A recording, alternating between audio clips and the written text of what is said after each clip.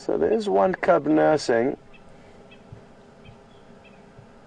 and the other, as you can see, not in the correct position to be getting the milk, but that is normal with hyena, and they will compete quite fiercely amongst siblings, and there will already be a hierarchy between these two, and I'm not sure that the one that's not nursing now is necessarily the less dominant of the two siblings. It may have already nursed to its full, and I'll be allowing the other, but either way, there will be a dominant one between the two siblings.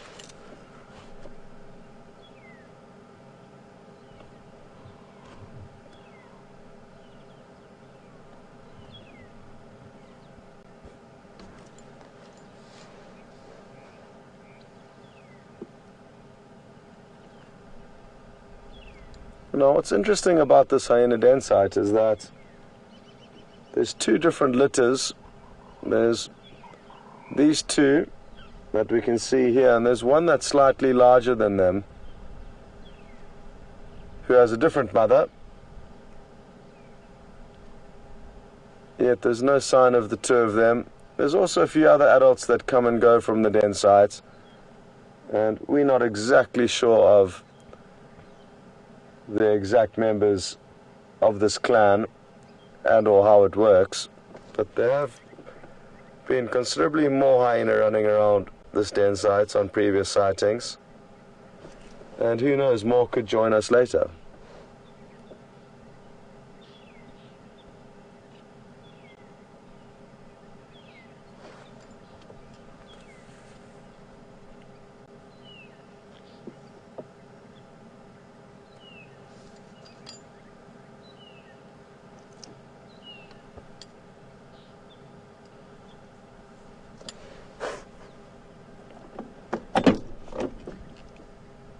The Pisika of Rebecca's is active, 1 adult, 2 cubs.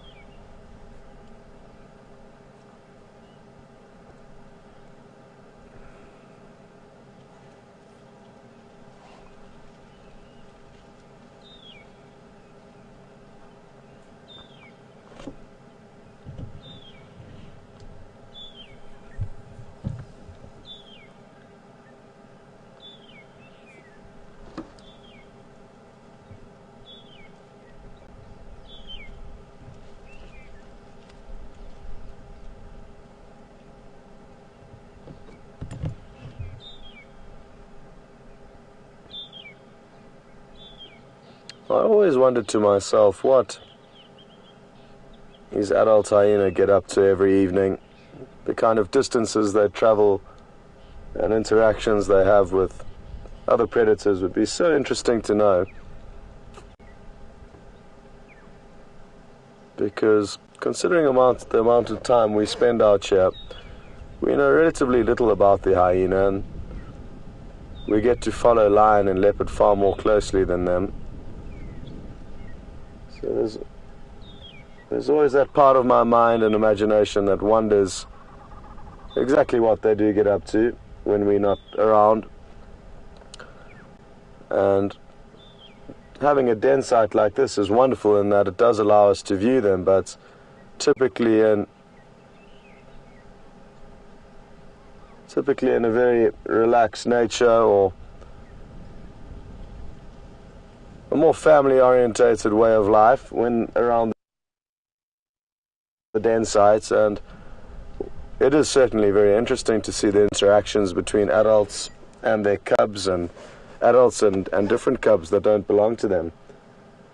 But what would be wonderful to know is to be able to see what they get up to after dark, when they do the majority of their foraging and also hunting.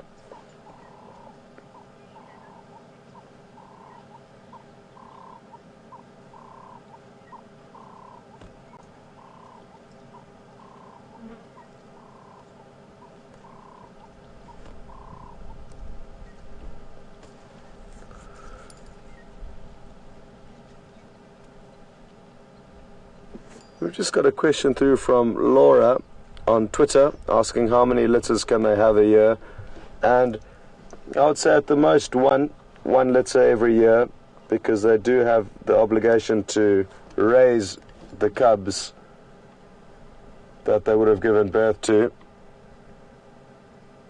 before they can take on the responsibility of having more cubs. So the minimum I would say would be a year, but I think, to be honest, in fact, it would often be potentially even a little bit longer than that between cubs.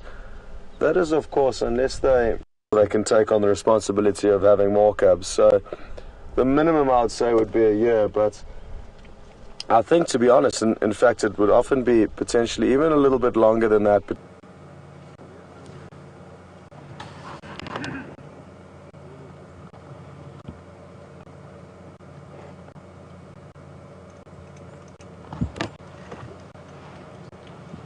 Hello, little boy.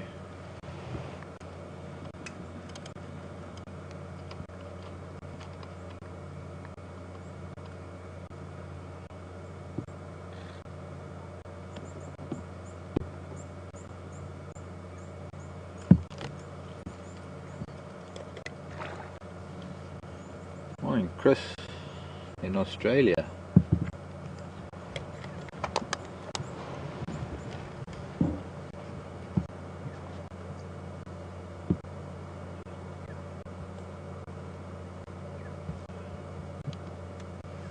Chris is asking if crocodiles move during the day or during the night if they move to a new dam.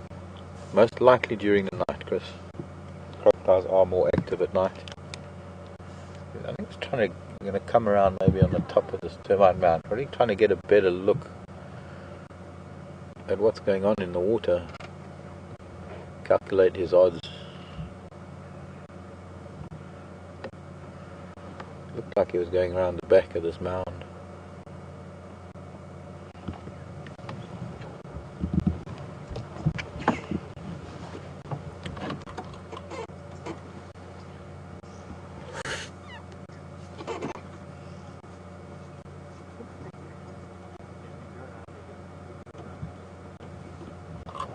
Usually crocs will move for two reasons. First of all, when the rains come and the dams flood and then they overflow and the riverbeds flow, and they'll move upstream not only to find other water, to find areas where through the flooding and heavy rains there are better hunting grounds for a while during the summer.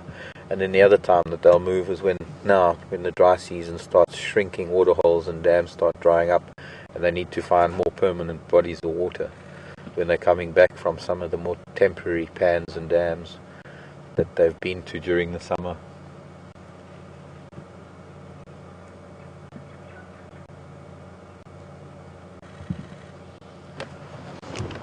He's lying down again. Crocodile's head's underwater now, but I didn't time it when it put its head down.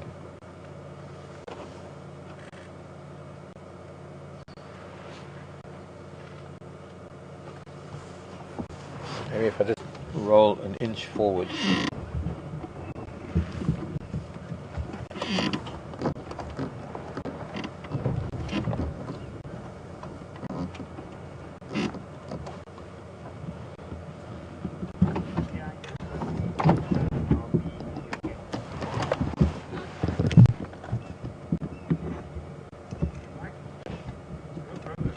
That's good.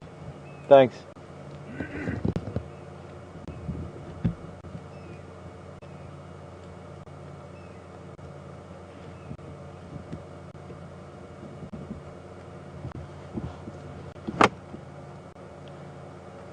Heron's coming back. Buffalo coming down.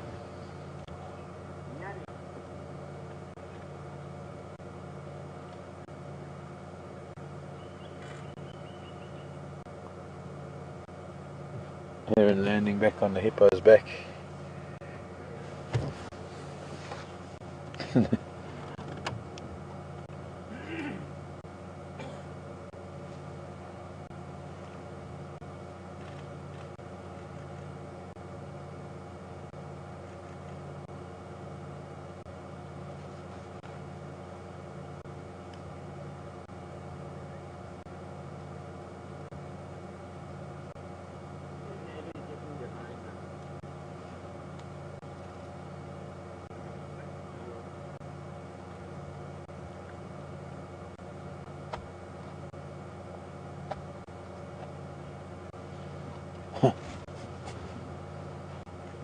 watching on the other side of Ephraim's vehicle, there's a pied wagtail chasing a three-banded plover.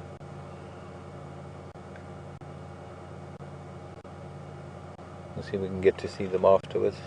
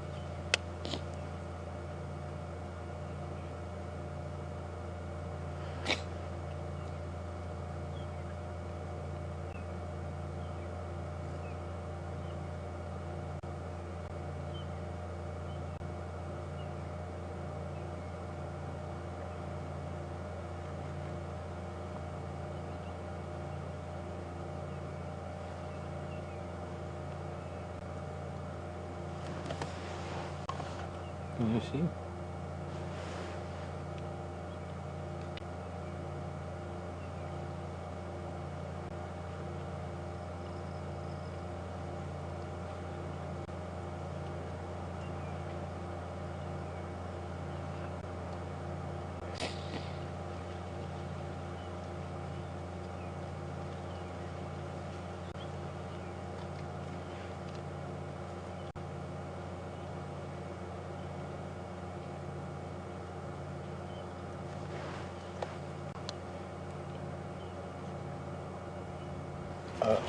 Sorry, Nikki.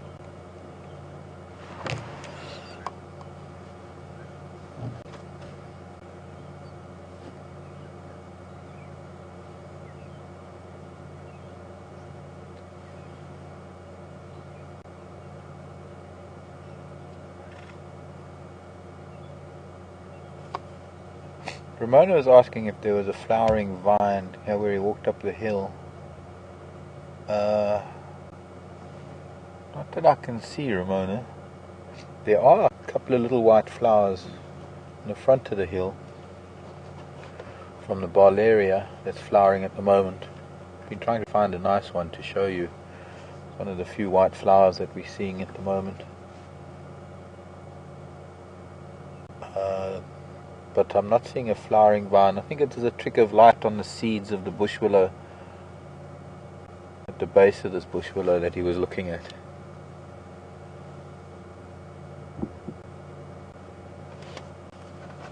I had my volume turned down again.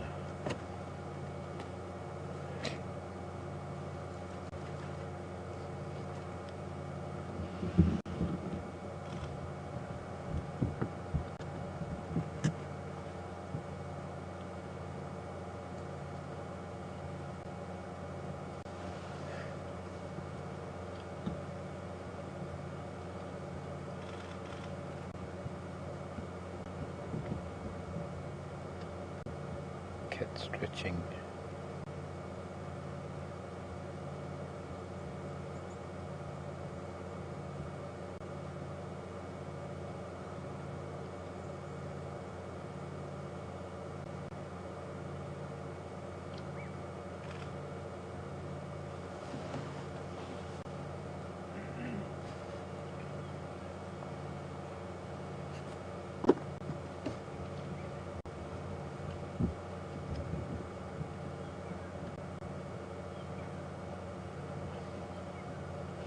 Morning, Tammy.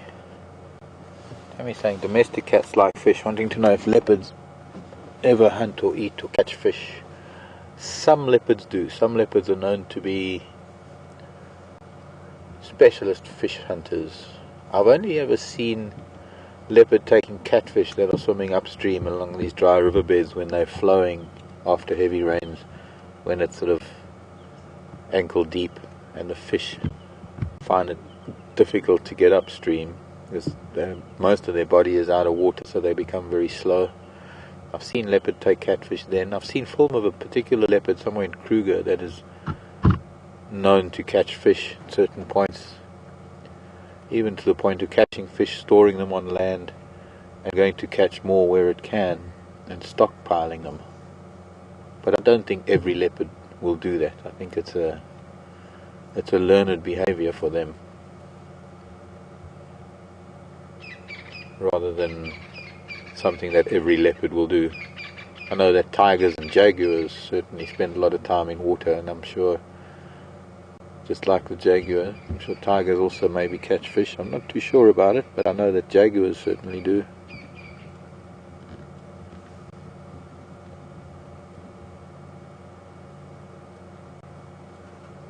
A go-away bird coming in to see what's going on.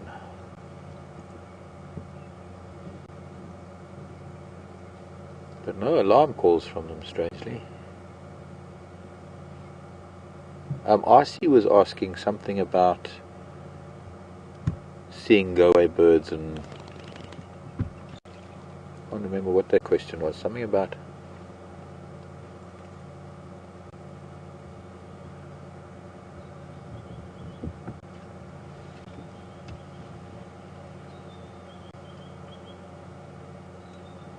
Is it possible that you saw a go-away bird spit out a fruit kernel? It is most likely, RC. Birds that don't digest certain materials have to regurgitate it because it can't pass through the digestive system. So bird takes in things into the crop and pre-digest it in the crop, and then they do swallow so that the stomach can digest it. So for fruit eaters, you'll find that seed and kernels and the stones of some of the fruits will come out through regurgitation.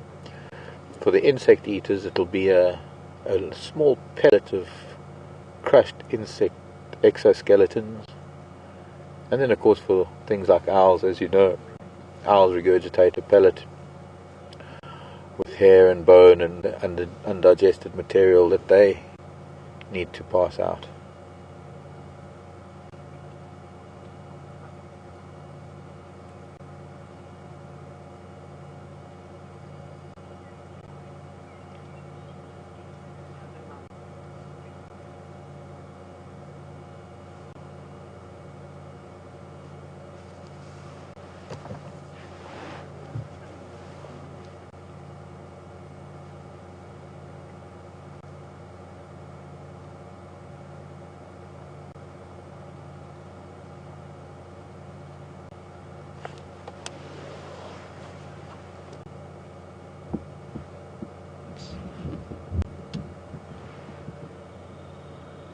a bird coming to drink.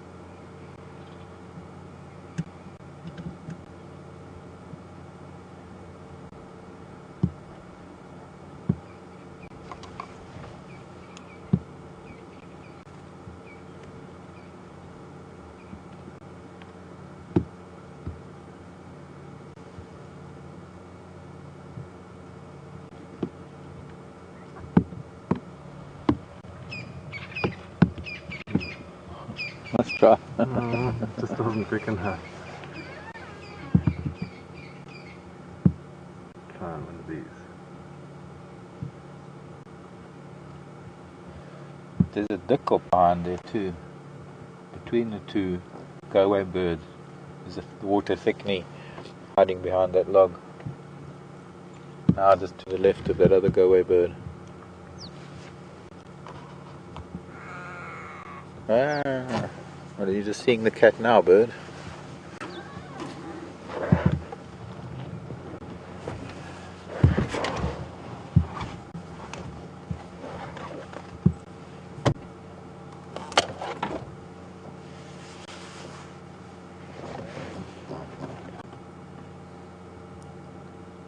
Sleepy cat. While cat's sleeping, we'll see what else there is happening around the waterhole. Croc still hasn't moved, so I guess Croc is sleeping. And then of course what happens is sometime during the day the Croc will need to come out and warm up its solar panels. I'm putting out for Andrew is coming in also. Okay. Thank you.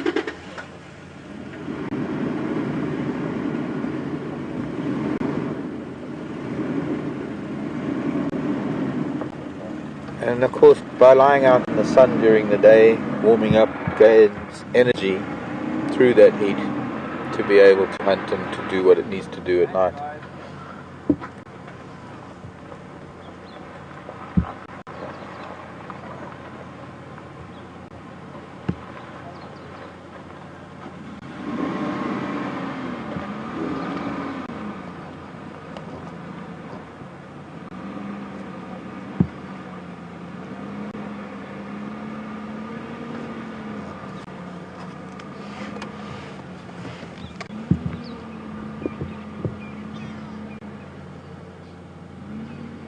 Hi Marco, New Jersey Marco.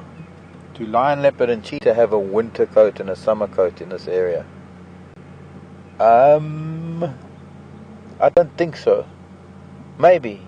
Marco, I don't know. You know, living in a wildlife area most of my adult life, I've never really come into contact with these animals. It's very hard to see from a distance. I would imagine that maybe during the dry season, the colder months, in places with this kind of climate, not necessarily, because our days are still pretty hot and I don't think it gets that cold that they would need it, but I think there would be areas where maybe the temperatures drop considerably, other parts of Africa where maybe it would be needed. I don't know, I'm sorry, there are a few questions coming today I don't know the answers to. I'm sure I'll try and find answers to them, but my experience is just that. It's living with animals and learning about them this way. I don't ever get to touch them. I don't ever get to see them at close. Maybe next to my door, but I can't really tell. If I've got a leopard next to my door in summer, I can't really tell how different the fur is to the leopard next to my door in winter, I have to be honest. Will the croc try for the lure? Could. I'm not too fond of birds, but I have seen crocs take birds.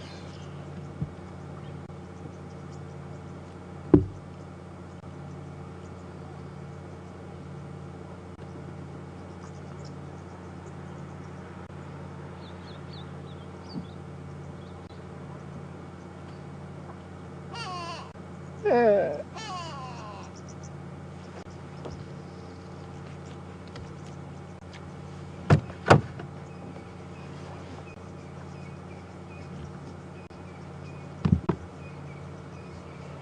What species of bird are related to the grey lories? I think that's Chris in Australia. I think because they do look somewhat like your cockatiels, don't they, Chris?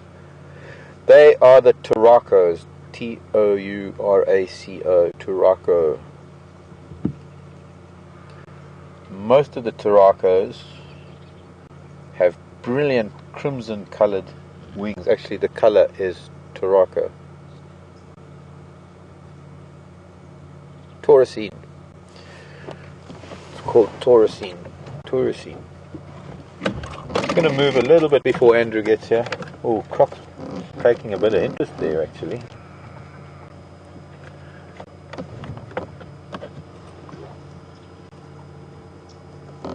Croc moved just slightly. I see no point in moving. I think, and here he comes. He's coming back anyway. Don't need to move anyway.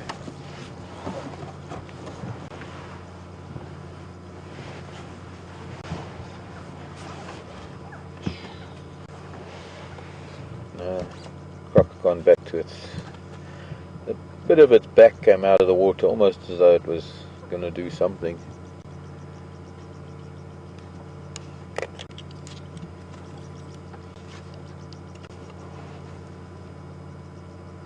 But I think those birds are aware of it. They're teasing it. Look at them.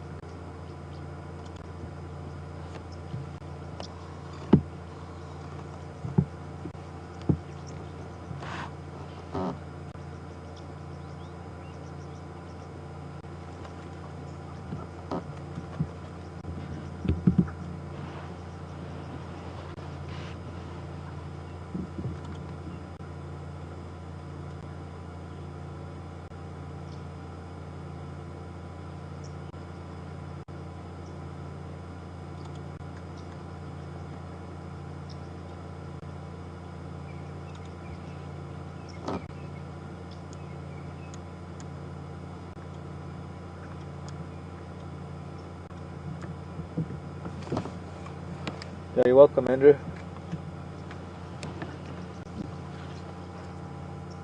Yeah, firm.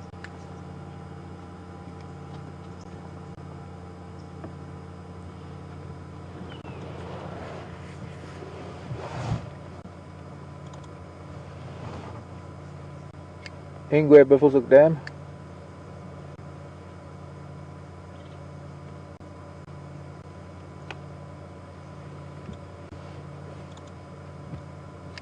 Go again at last.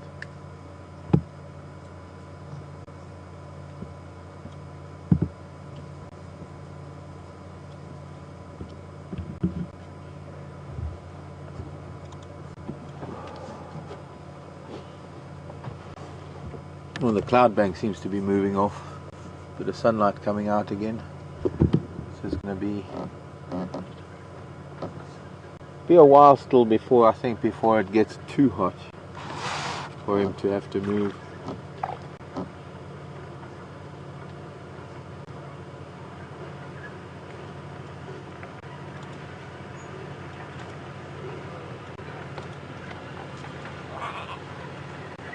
Morning. Morning.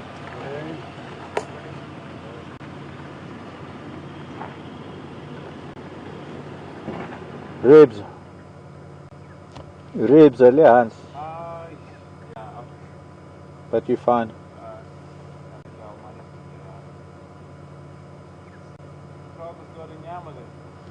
Yeah, but I don't know. I think that's maybe that mvubu from a couple of weeks ago.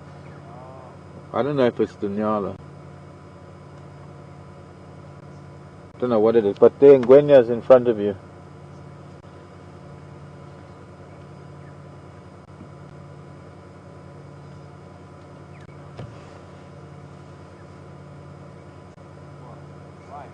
No, facing the other bank, to the left of that small log. Yeah.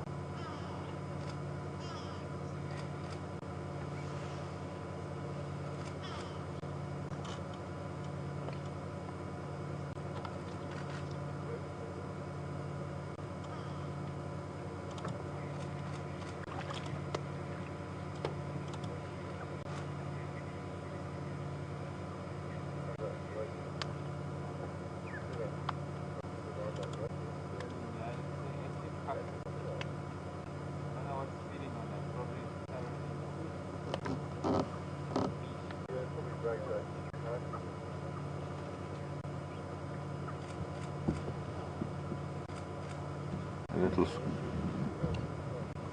squirrel. You've a brave little Child, I've got a squirrel next to my door. Might not get it on K. He's going to drink. A young squirrel. But it will be safe.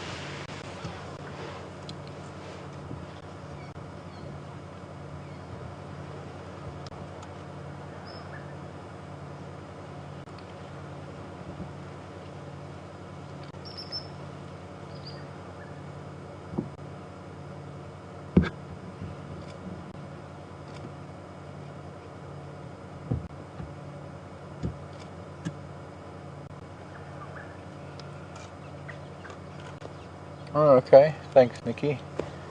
Nikki is saying that a few of you with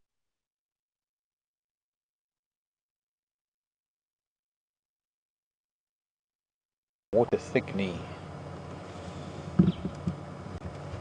Although for many years here in South Africa we called them thick heads. Internationally, this group of birds known as thick knees.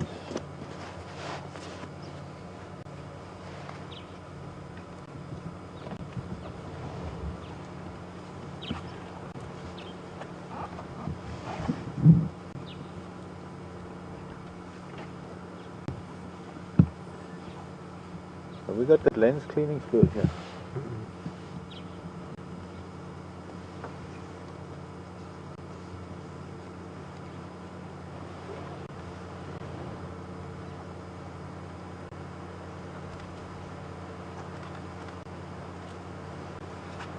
Go see its head behind its little log. Big round eye, nocturnal bird. We get two species here, the water thickney and the spotted thickney. Spotted thickney we find away from the water.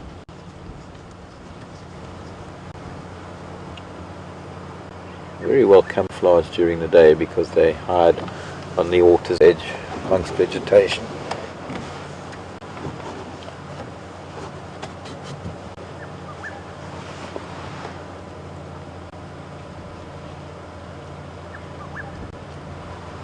Now another little bird. I'll let you guess who this is coming around the edge of the water. Now there was a pied wagtail here earlier that was chasing it. I didn't mention it.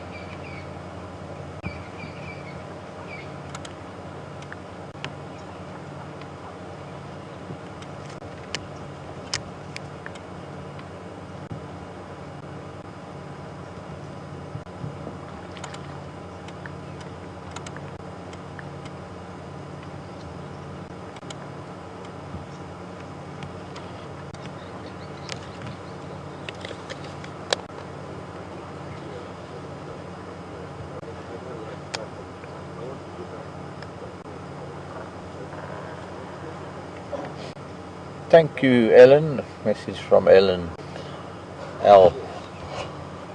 Brian doing a fantastic job this morning. Yeah, we're going to miss Brian. I don't know, we're going to miss Brian or the thumb more. I think the thumb is more popular. Think so? Yeah. Does the thumb have to go on leave too? No, he's going to stay here. Okay. I'm going to leave him behind.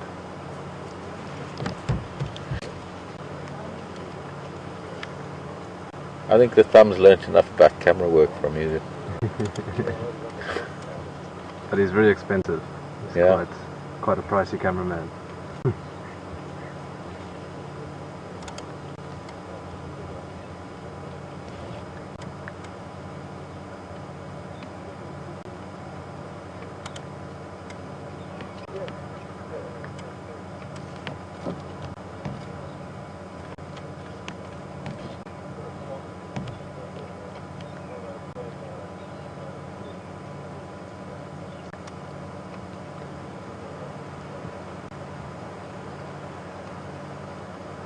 Tina, Judith's wrong, but I can understand where Judith is coming from. It's hard to tell the size of this bird, but I think Tina was the one that came through from Houston in Texas. A three-banded plover. It does have a very similar head to a crown plover, but of course we're talking size here. It's a much smaller bird. I mean, this is a bird that is about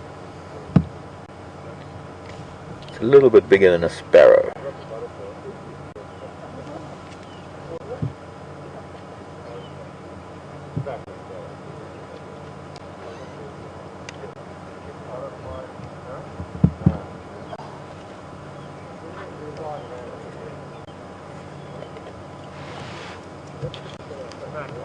Sounds like some Aussies next to us.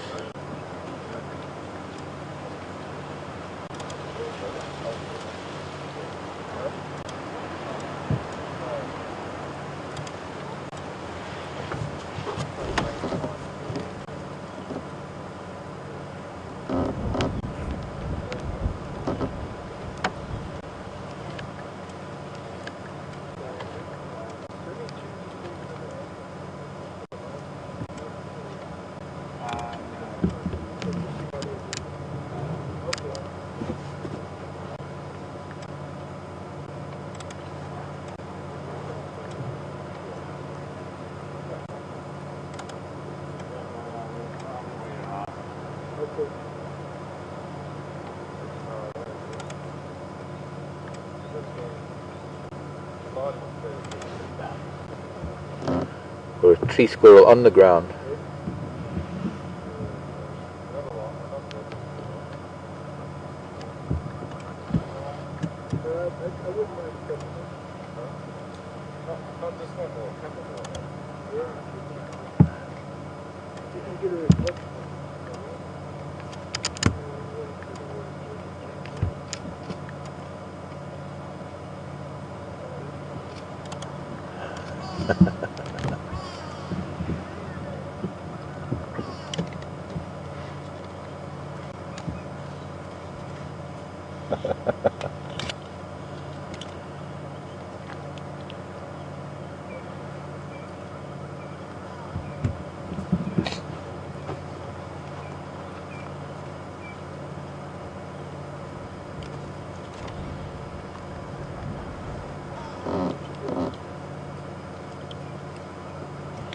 Joe's asking if it's possible if this will dry up. Joe's in New York. Morning, Joe. How's New York this morning?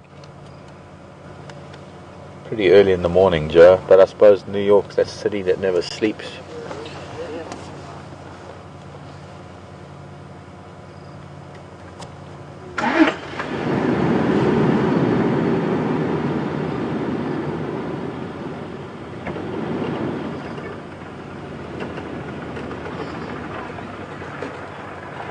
Bye. Bye. Enjoy your day. Thanks, Dad.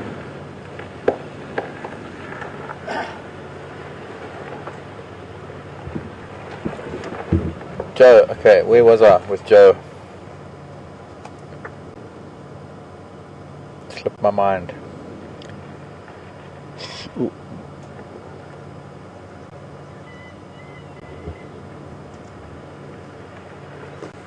Will this dam dry up? Hmm? Will this dam dry up? Ah, thank you. Yes, will the dam dry up? This one not, Joe. I think, well, if we go through a severe drought, I think maybe there's a chance. I know that this dam is probably one of the deepest because of the way the elephants swim in this dam. I think there's a greater chance of Treehouse Dam and Gowrie Dam drying up. Twin dams will be first because it's the smallest. Maybe Treehouse Dam will be next, and then there will be maybe Gowrie Dam. But this is a pretty deep dam. So there's quite a large body of water compared to the other dams we have here on Djuma. But a severe drought, yes, I guess it is possible. It can happen. It's been a long time since we've had such a dry year.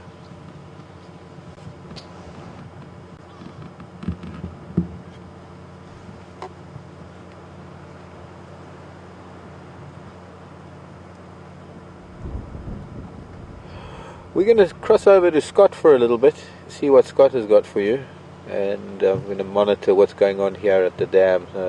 I'll see you in a short while. Obviously, we'll be here.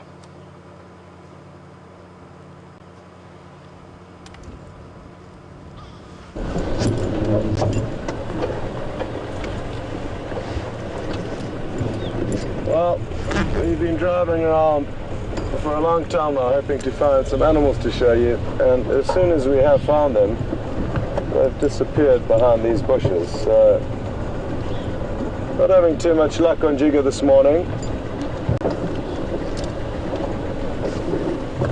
I'll stop here and let Viam show you one last glimpse of these kudu before they disappear. They're such pretty antelope. But that, I fear, is the last we'll be seeing of them because they've headed off into thick bush. Although, I've just seen one running out to play there. Let me try and move forward and see what happens. It sounds like you have been having a wonderful time at Buffelshoek Dam, and it really is such a wonderful place. And Nikki's been sending me through some updates. It sounds like there's been some bird watching going on in between the big cat viewing.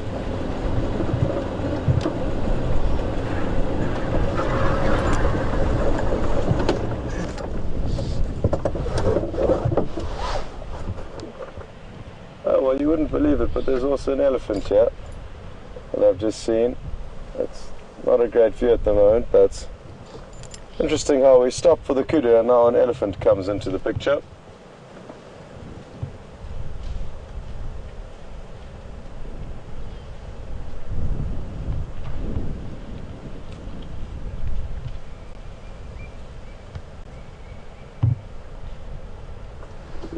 just make out the trunk and one of the tusks there.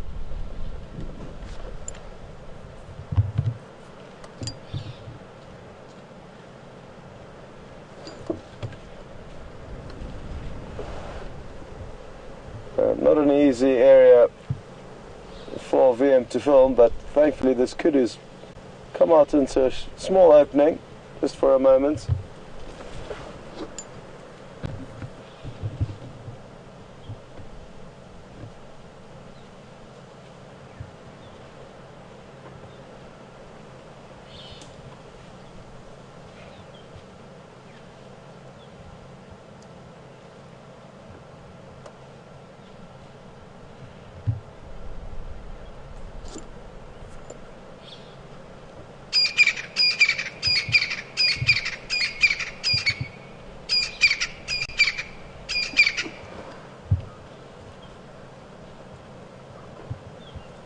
Myself and VM have been driving around hoping to find some sign of Conuma, which is quarantine male leopard's brother. He hasn't been seen for quite some time now, and we're both wondering where he is, and have been searching in areas where we have been known to find him in the past, and we know he likes to move, but no sign of him in those areas. But we have been searching.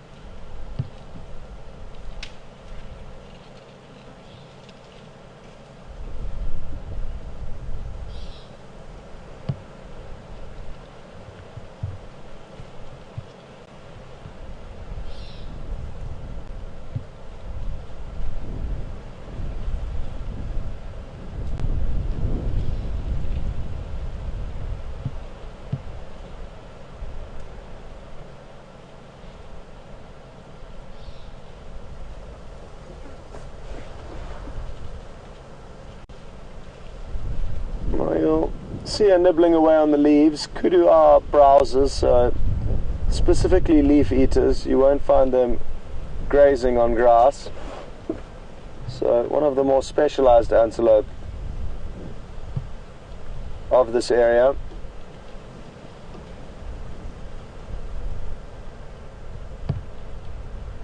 And that is why they've got these beautiful big ears, because they found themselves in typically quite thick wooded areas wherein they can find their leaves to feed on. Good hearing is almost better than sight, because they can hear predators sneaking up on them before they necessarily can see them. And you'll notice how she swivels her ears backwards and forwards, sometimes one at a time, one forward, one back, in order to keep track of noises of any potential threats.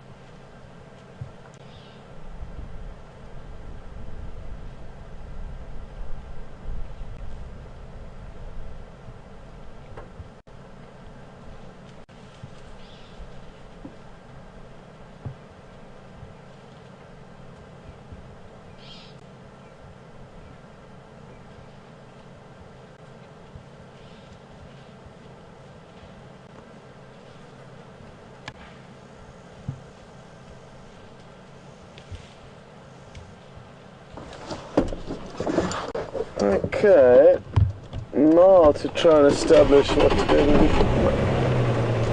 Nice to try and...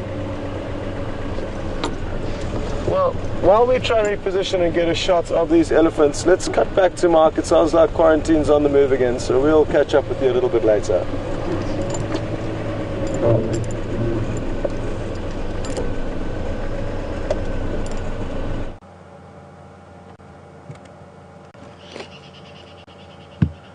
Well, welcome back to our ongoing saga here at Buffelshoek Dam.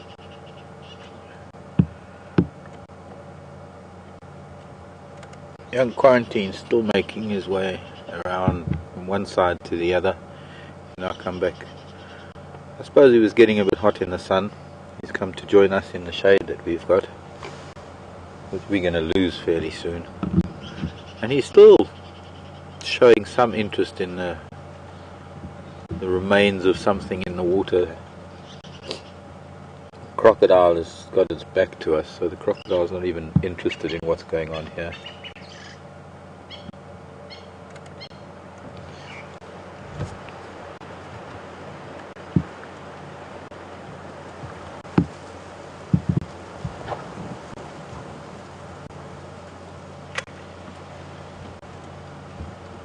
A little bit of a wind that blew some dry leaves. You saw how he startled almost, got a little bit startled there.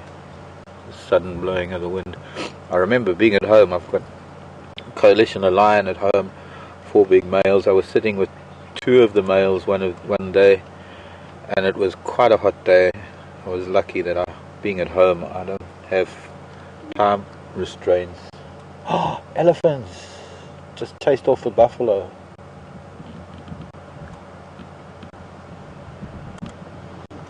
And these 2 male lions were fast asleep, and a whirlwind came up and stirred up sand and dust, but it came through so fast that both male lions went from sleeping to running away in a blink of an eye. They sort of ran 20 yards, turned around and looked at me and another vehicle that was there, as though it was our fault there was a whirlwind.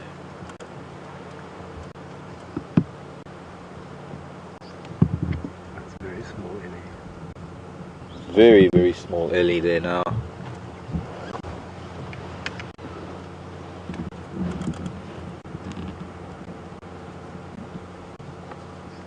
Tiny little thing. That's quite a new one.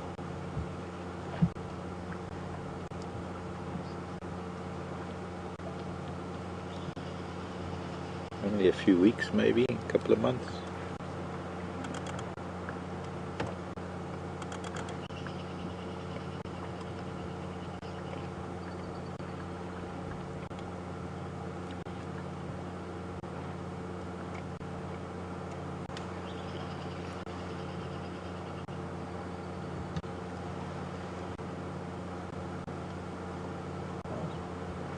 Drinking better than that older calf was drinking earlier.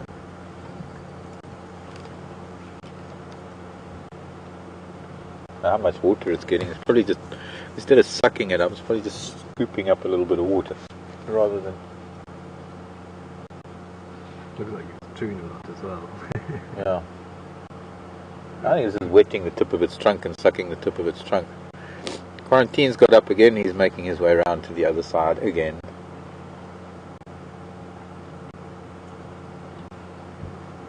Can't see him now. He's gone behind this little mound, but it's just interesting behavior, how he is determined to try and get closer to this floating vertebra.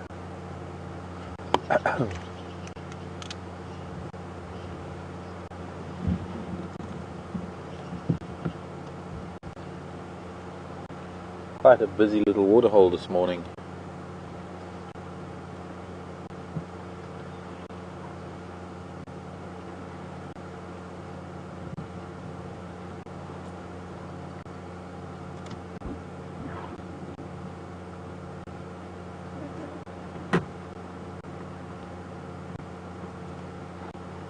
The water the thickney.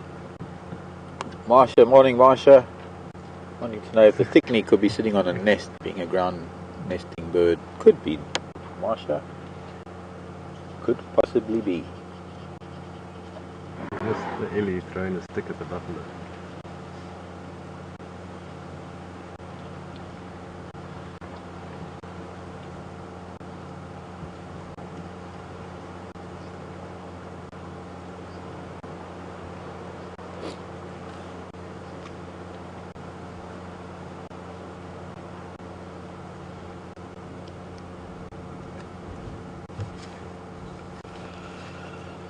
Ambient love now at Buffelshoek Dam.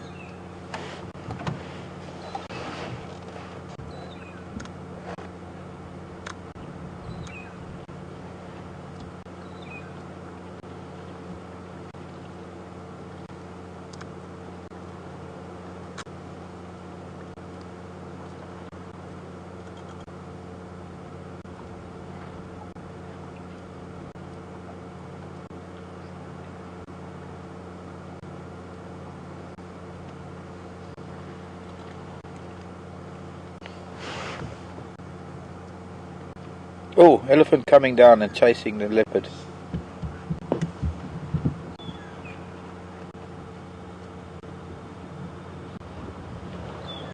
Young female elephant that just came down and gave him a fright, but he is just keeping his distance. He made, while we're watching the ellies, by the way, he made his way back onto the other side. He was lying on the sand and he was quite peaceful. I don't think either of us knew there was an elephant coming along.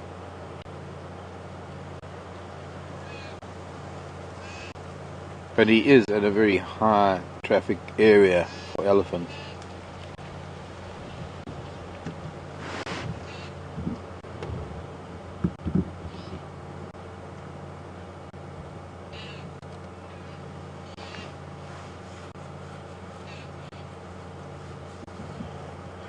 Lois, morning Lois, wanting to know if this carcass were to get closer to the shore, would he feed on it?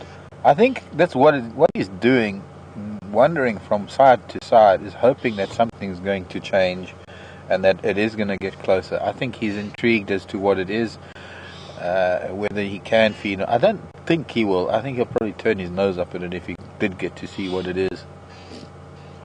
Big family. I don't know. Sorry, Brian, got you turning the one side to the other. But there's another family that has come down, and they almost as though they're waiting for the other family to finish. But they came from a different direction.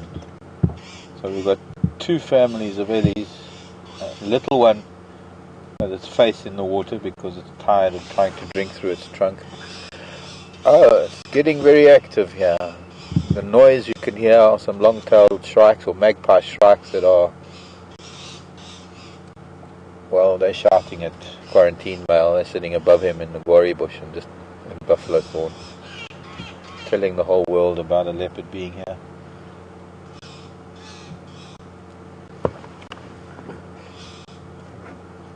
Lots happening.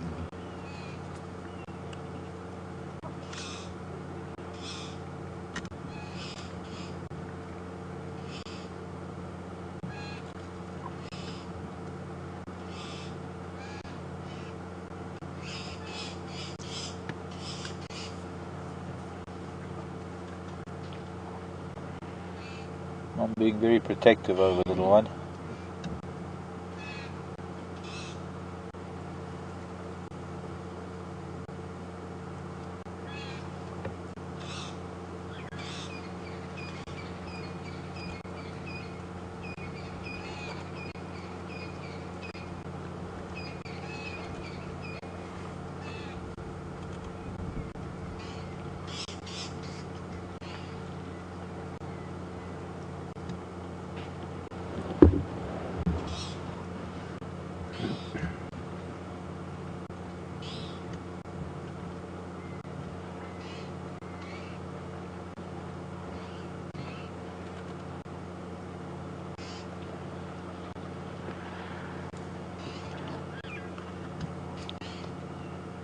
Tracy, morning Tracy. Tracy's mentioning something about a post on social media about elephants getting diabetes, and it's ringing a little bit of a bell there, Tracy, that recently there was something discovered that they can. I need to look up, I need to try and find more about that, Tracy.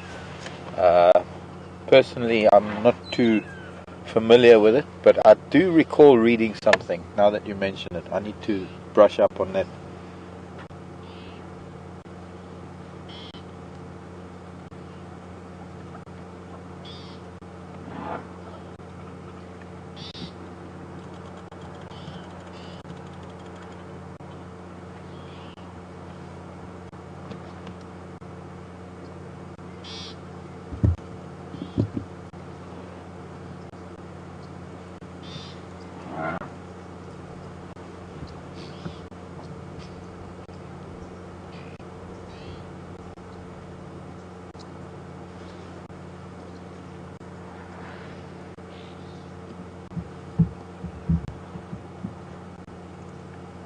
What seems to be interesting here is that there are two different family units that are not really socializing much, from what I can gather.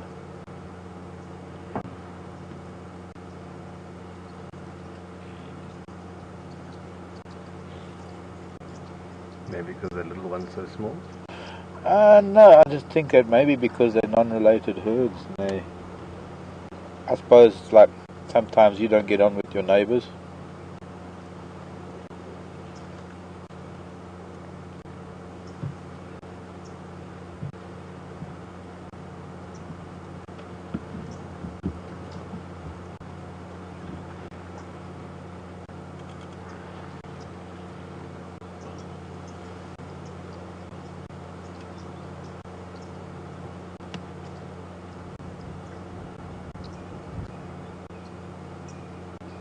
On the very far right of these ellies, you can see a cow with a calf.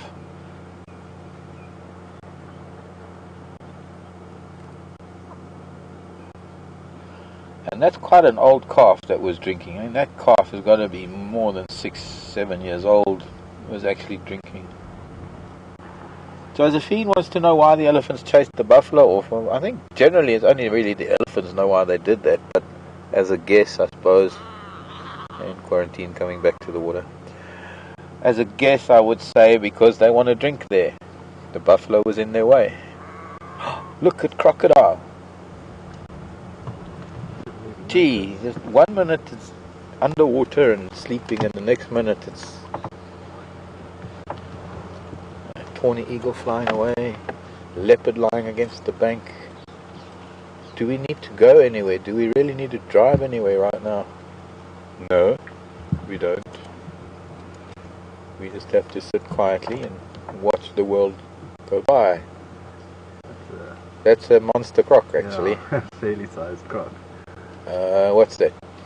There I was thinking maybe we got an 8-foot croc, but this is a 12, easily 12 or more feet. What do you think, Brian? Yeah. I mean, it's also a fat crocodile. Yeah, it's big. Wide and round. It's almost bloated.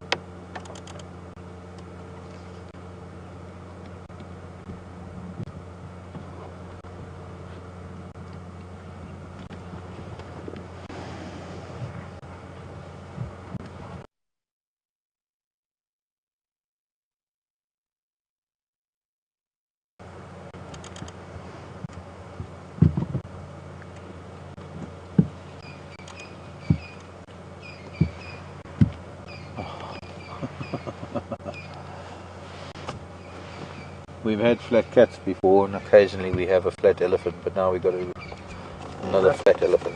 Flat cat, flat crocodile. Flat crocodile. Flat Well, ellie. crocodile is also known as a flat dog. Flat ellie.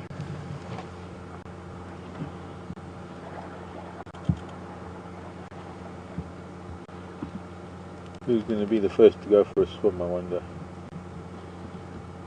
If there were any little boys there, they'd probably be going in soon.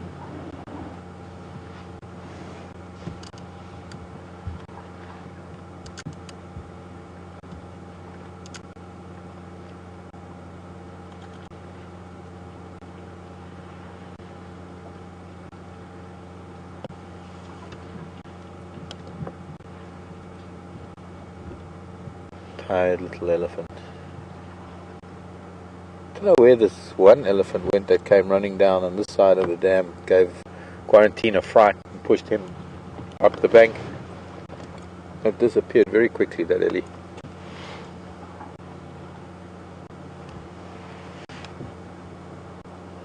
I guess we could say it's pretty much a flat hippo too, because it's also lying down. We just can't see it lying down.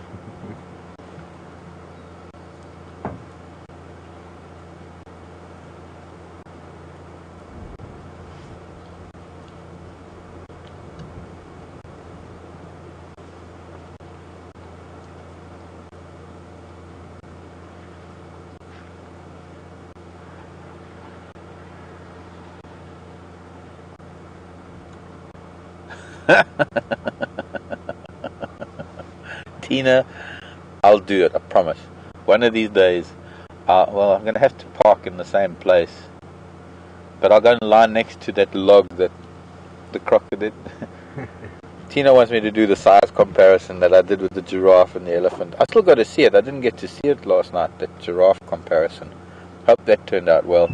But Tina wants me to do a size comparison thing with the crocodile.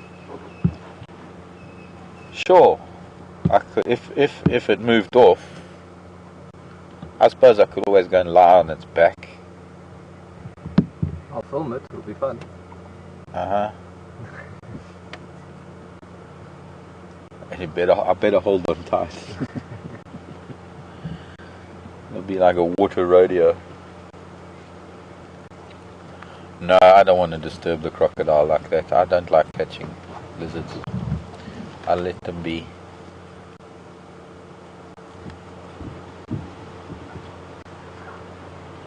This is a nice goodbye, Brian. Yeah, it's decent. I give you 2 days, you're going to miss it terribly.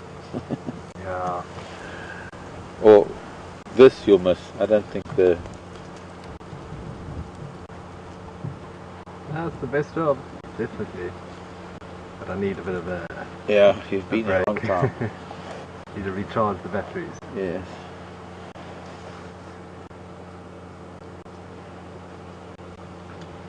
You need some time off.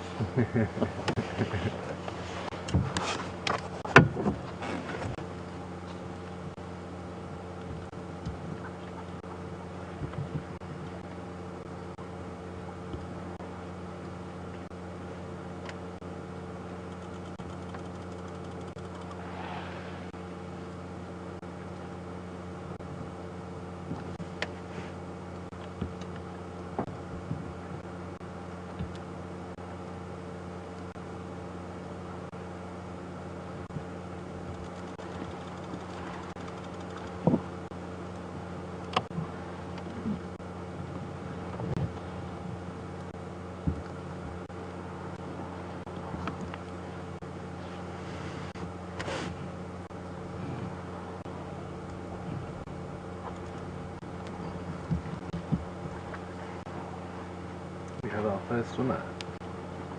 Yeah, that little one as well just put its face right in. It fell.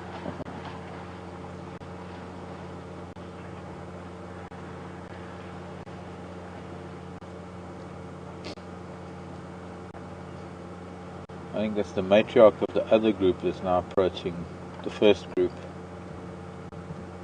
Let's see if there's going to be any greetings.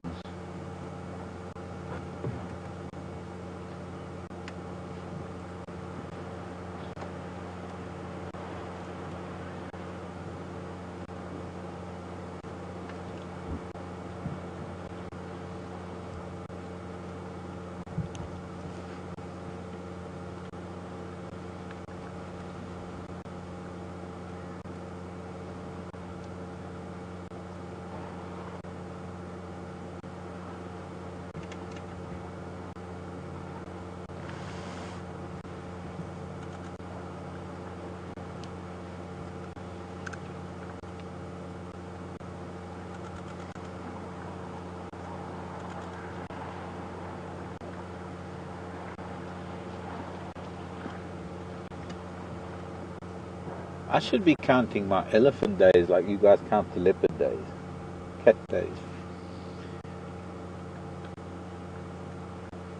Elephant cuteness days.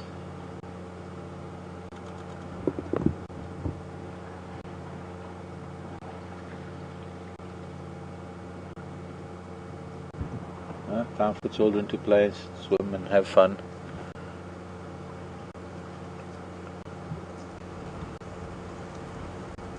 Cat's oblivious to all of that. I think he can hear them, he's just not worried about them. Same as the crocodile. A cat and a crocodile and a...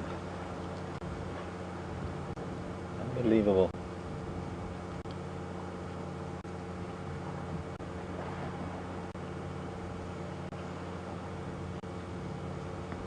I wonder if we shouldn't move and get closer to those ellies to watch them swimming. Or are you happy from this angle? I think it's actually nicer here because we're almost water level. And no, that's not mating, that's just playing, climbing, playing. Hello, jumping spider, you're going to come onto the dashboard.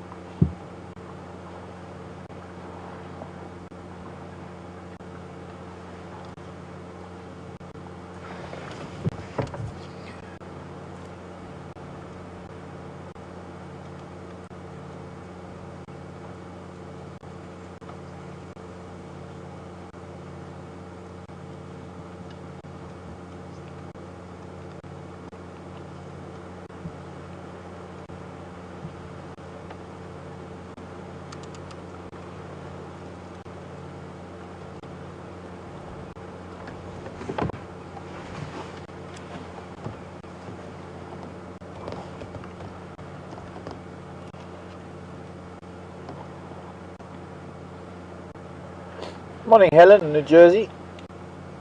Do I think the ellies are aware of the crocodile? I don't think so. I don't know. I don't think so. Doesn't seem to be.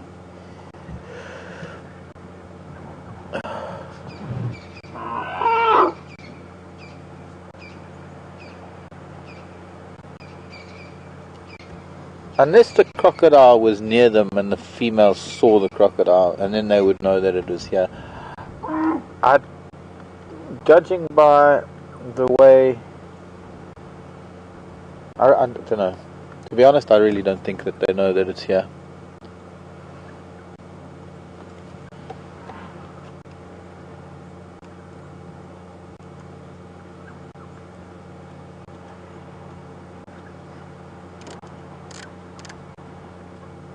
But it is far away from them, and the croc's got its back towards them, it's facing away. I don't even think they know there's a leopard here.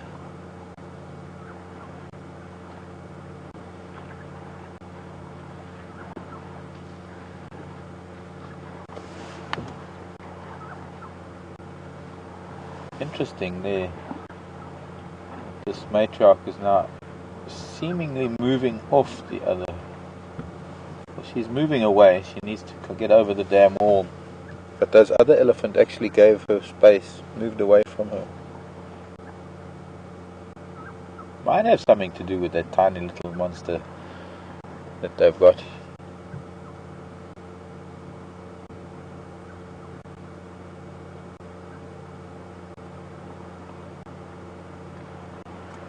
Now that she's moving away, some of the other children are going to come and play with her children, perhaps.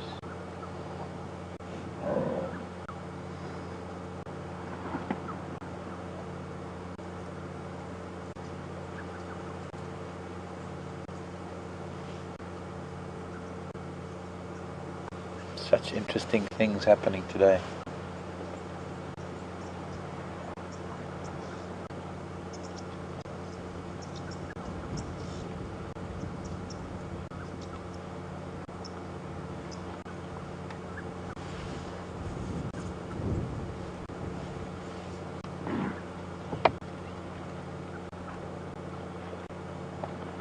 See, interesting now, the other matriarch from the other herd that came in from the north is actually shaking her head at the children from the other family.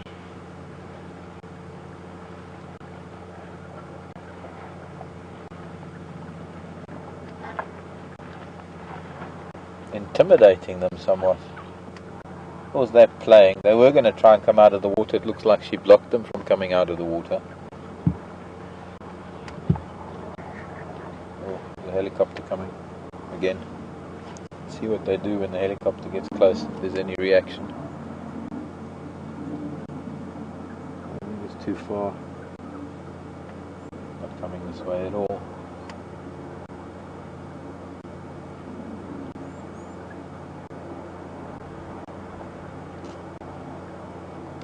Same chopper as yesterday morning. Kruger Park helicopter, I think.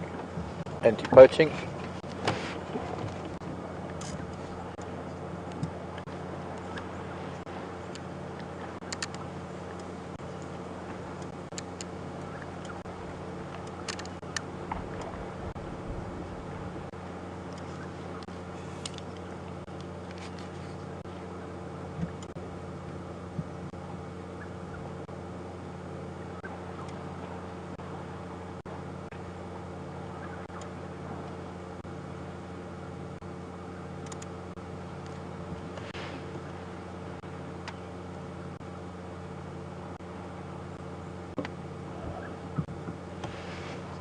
A little bit of interaction between the children of the two family groups. Greeting.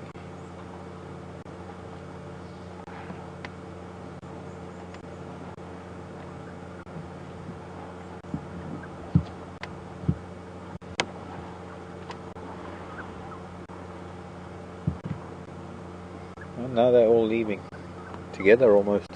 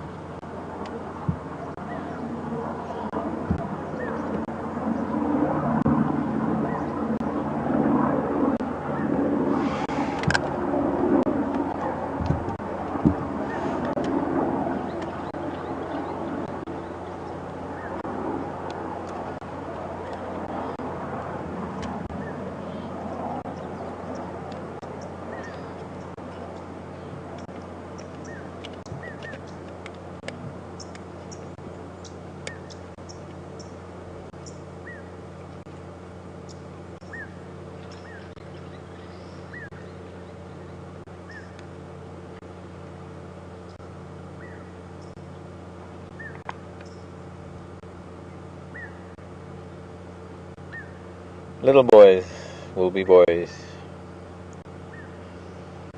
Lagging behind, being naughty, playing, getting boisterous until one of them gets hurt. And as silently as they came in, they disappear into the yellowing and browning leaves of autumn.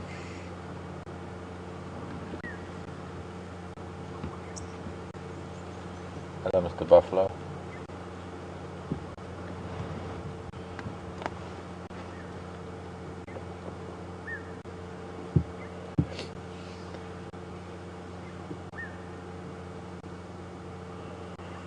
Can an elephant choke if it sucks up too much water with its trunk?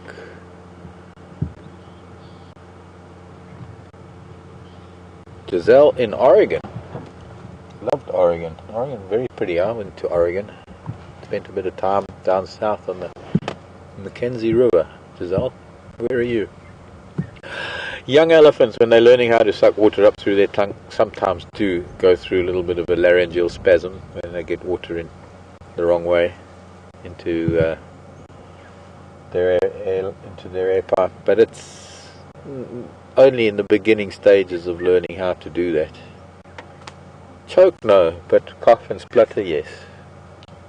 Well, in an elephant's manner of doing so.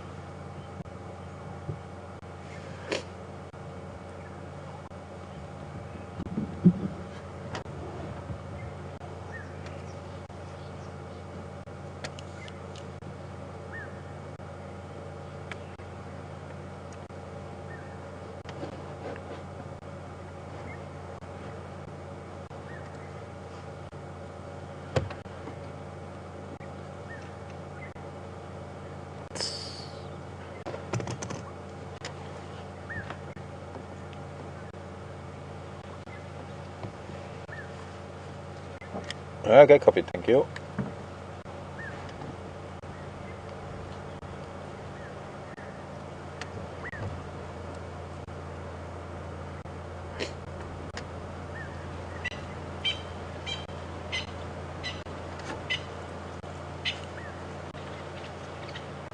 Something just chased a francolin.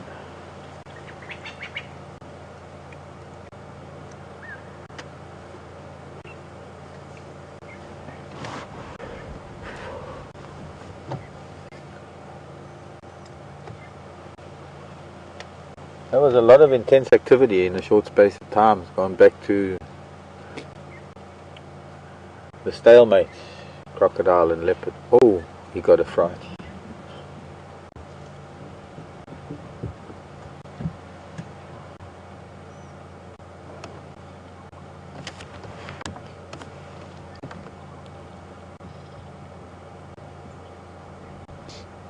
Something gave him a fright, probably just the wind and the leaves. He's nervous because he's sitting, he knows the crocodile is here. He has been wary of the water. I don't know if he's seen it, where it is.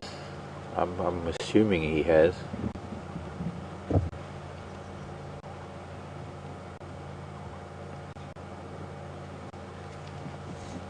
was asked earlier how long they stay underwater, and that's, I was saying it's a very difficult thing to answer because of different conditions. But the one thing about crocodiles is they do have a unique circulatory system where, if need be, they can limit blood supply and blood and oxygen supply to all but their two vital organs, the brain and the heart, if they need to stay submerged.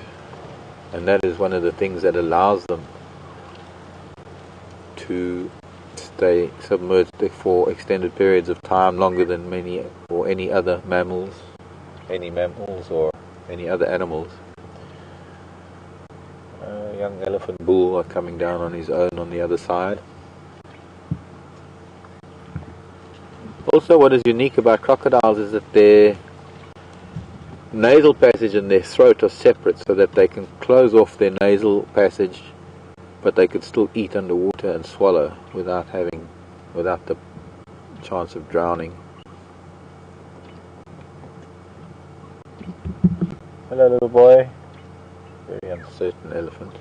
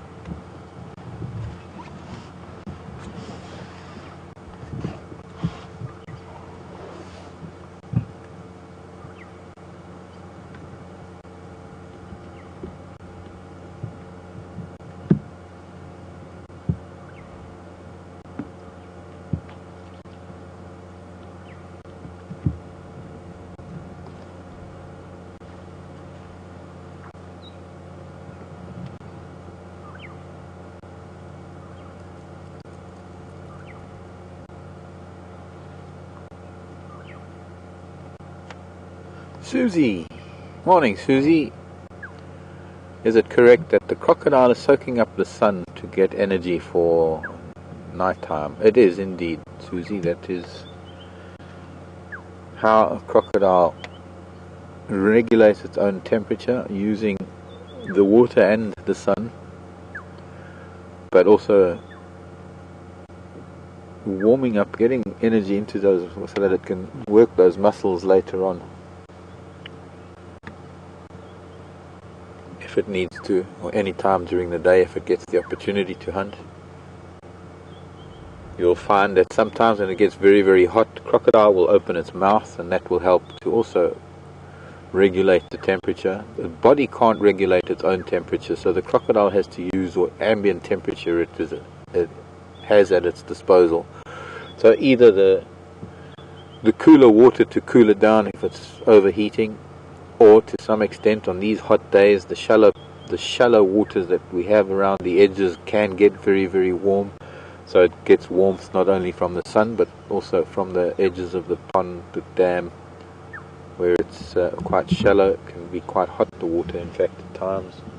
I imagine right now the water's fairly cool, and you'll find sometimes crocodiles sleeping half in and half out of the water, so that while they are getting warm and they are gaining energy from the sun, they are at the same time cooling themselves down so that they don't overheat.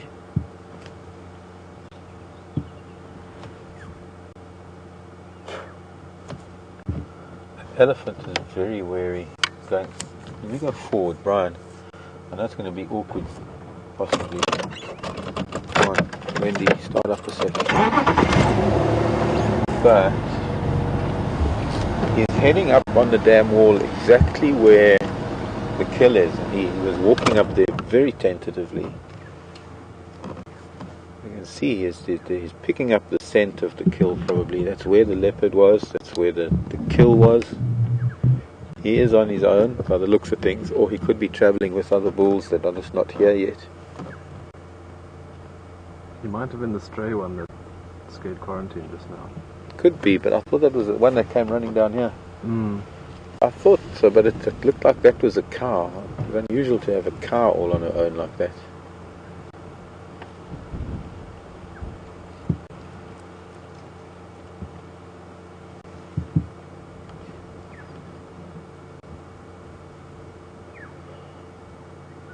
Well, I'm going to say goodbye. I know I would love to stay here too. I'm sure some of you want to stay here as well. We'll just stay here all day if we could. But we do have to get back. Wendy's got to get plugged in so we can come out again later. And so I'm going to say goodbye quickly from myself. Oh, sorry. Put you up. Elephant's better looking than me. But thanks for joining me and Brian and Thumb this morning on Wendy. Brian, enjoy your leave, dude. Hope you have a good one. Thank you very much. I shall indeed. And we're supposed to have the crocodile. Let's go see what Scott's got before we end off the drive, and Scott will say goodbye to you. And I'll see you this afternoon, 4 o'clock Central African time. Love you lots.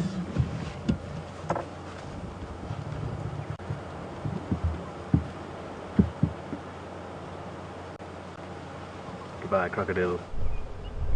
Well, welcome back, and it sounds like it's been a wonderful morning at Buffelshoek Dam, and so glad you got to share all those incredible sightings with Mark and Brian. Myself and Vim have had a slightly less productive morning, but I've really been enjoying spending some time with these saddle-billed storks. They were doing a little bit of feeding, didn't catch anything substantial when we arrived here about 5 minutes ago. Now they've just started to preen themselves.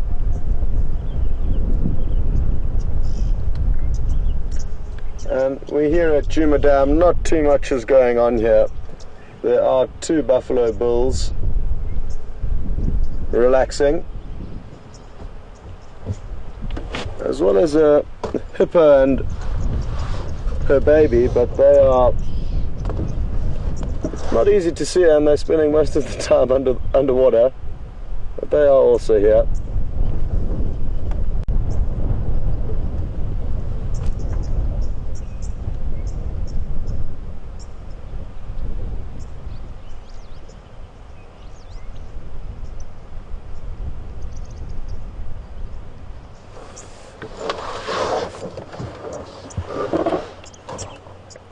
Well, there's just a minute or so left, so from myself and Vim, thanks for following us, and look forward to this afternoon's adventure, and who knows what we'll be able to find then. Hopefully a little bit more than this morning from my side. It was a tricky morning out there, but that's how it goes, and thankfully Mark had some great sightings with you all at Buffelshoek Dam.